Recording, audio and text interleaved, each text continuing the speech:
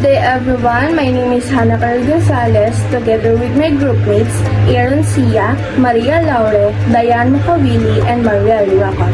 And this documentary is all about Zamboanga's culture. This documentary that we conducted is make us all aware that each culture has different values, traditions, and interconnected with other cultures. We came from different cultures, but still it helps us to understand the uniqueness of each other, and we can also understand why and how they are quite different from us and what positive traits we can adopt from them. In our society, we live in a place where we deal with different people with their own culture and traits that was formed and developed by the environment where they understand the uniqueness of their identity. This video documentary about the culture of the people in Zamboanga del Norte will help us understand the values, traditions, and different religions that forms someone to be who they are.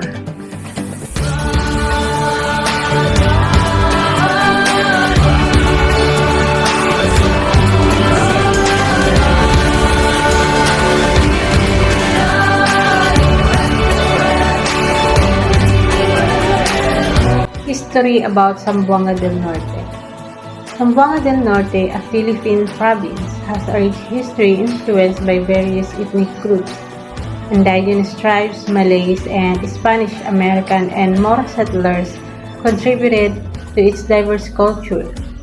The region's people are known for their resilience, hospitality, and strong community bonds. They preserve unique customs and traditions while adapting to a diversified economy based on fishing, agriculture, and tourism. The indigenous tribes such as Sulbanen, Yakan, and Tibuli have been living in the area for centuries. They have their unique customs, beliefs, and traditions. The Malaysians who arrived in the region in the 13th century also played a significant role in shaping the province's history. They introduced Islam and established the Sultanate of Sulu, which once governed parts of Zamboanga del Norte. Hello po, good morning. I'm Sister Leonie Galupo from the Congregation of the Holy Spirit from Dipolog City, Zamboanga del Norte. One of the most, yung parang significance na nangyari sa amin is pag nagluto po kami, hindi po yung para sa amin lang. So pag nagluto kami, dapat marami. Kasi kahit hindi namin yan relatives, kahit kapitbahay, hindi namin sila kadugo, kasama po sila sa budget. Kaya nga po, pag nagluluto kami, parang fiesta pa rin palagi. Kasi, for example, meron kaming 5 kapitbahay, 5 po yung bibigyan namin. So, and aside from that, ang dami pa po mga kaugalan. Like, for example, yung hindi po namin tinatawag sa pangalan yung mga nakakatanda namin. And for example, sa siblings namin, 5 kami, meron kaming tawagan na ate, kuya, manoy, manang. So, the rest, bawal po yung tawagin ko sa pangalan. Bahay namin na sila ay mga subanin, since lack of yung supply ng milk yung mga, so nag-ask permission sa mother ko since same month kami na itinanganak, so nag-ask yung mother niya na pwede ba pasusuhin din sa mama ko. So that's why nag-share po kami ng isang lang mother. So that's why nung lumaki kami, sobrang close po namin. Kahit sila ay mga katutubo, same level of fair lang po ang tingin namin sa kanila. Kami naman, pag nagtatanim, like for example, na titos, tita sa amin sa farm, so kami lang din po ang nagtatanim. Pero hindi nila ako ini-invite kasi alam na hindi nila ako marunong. Kasi alam nila, pag nagtatanim kami ng corn, yung malalaking mga soil yung kina-cover ko. Kaya nga, pag lumabas yung corn, sobrang yellow na. But then, at the end, pag nag-harvest na po kami, ang ganda po kasi kami din mag-harvest. Pero, may nakataan po. For example, may mga naiwan na mga corn or rice doon sa pinag-harvestan. Hindi na po namin yung babalikan. Kasi alam namin, meron po mga katutubong susunod at kukunin po nila for their need. So, yung about religion naman po, ako po ay medyo humangal dun sa amin. Kasi when I was studying in college, meron po ako mga friends 70 Adventist, Muslim, at marami pang iba.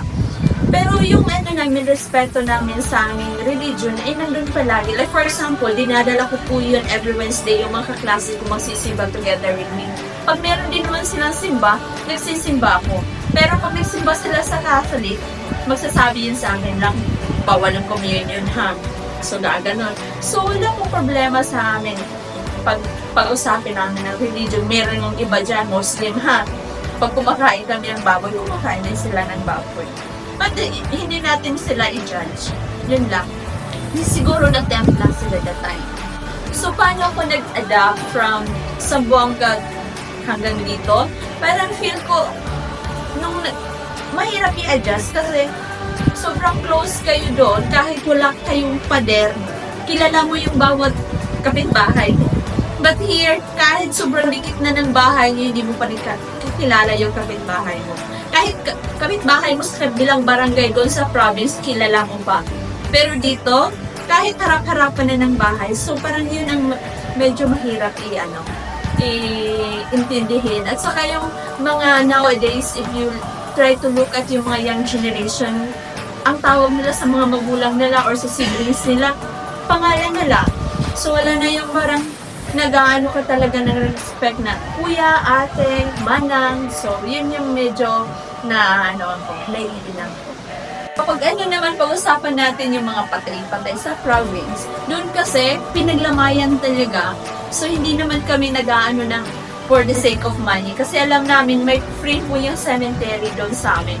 Pag galing ka po sa cemetery, may pausok-usok pa yan. So, mag-step ka doon sa usok, it means parang nilaleft behind mo yung kung anong merong mga bad spirit doon sa cemetery. So, yun po, sana po may natutunan kayo. God bless.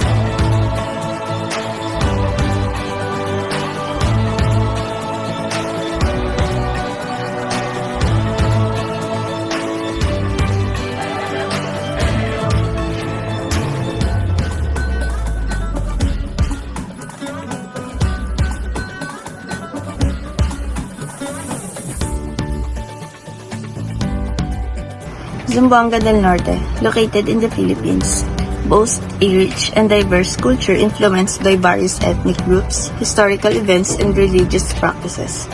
The province is home to multiple ethnic groups including the Subanon, and Lumad tribes. Each group contributes unique traditions, languages, and cultural practices to the province tapestry. Roman Catholicism is the predominant religion introduced by Spanish colonizers during the colonial period. However, indigenous beliefs and practices also persist, blending with Catholicism to form a syncretic religious landscape. Zamboanga del Norte celebrates numerous festivals throughout the year, showcasing its cultural vibrancy.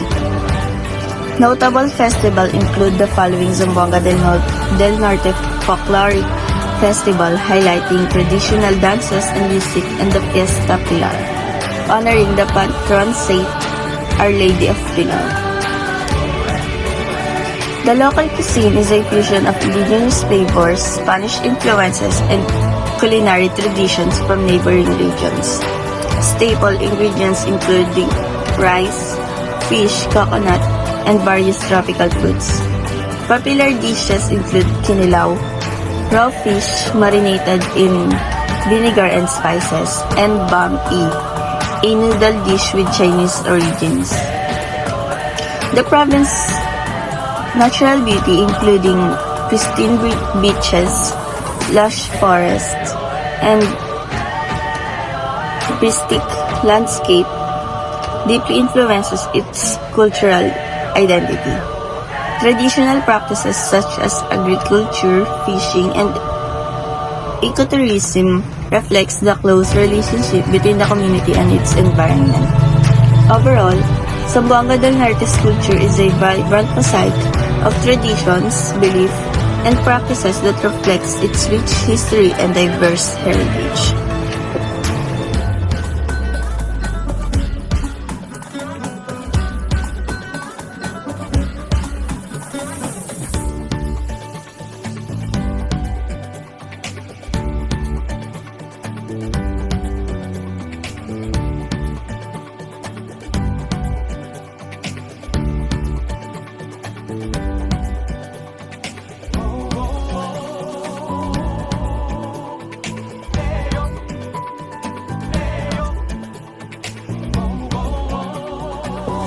Cultural appreciation plays a vital role in understanding and embracing diversity. It's about recognizing the significance and beauty of different cultures, including their attire, customs, and traditions. By appreciating cultural diversity, we cultivate empathy, bridge gaps, and foster mutual respect among communities. With the world becoming more multicultural than ever before, nothing should stop you from understanding different cultures. Being culturally aware allows you to have more relevant interactions with people around you. Besides making you more respectful and empathetic of others, cultural awareness helps you celebrate your similarities and differences. This means that you'll hardly treat people differently simply because they aren't from the same ethnicity or culture as you.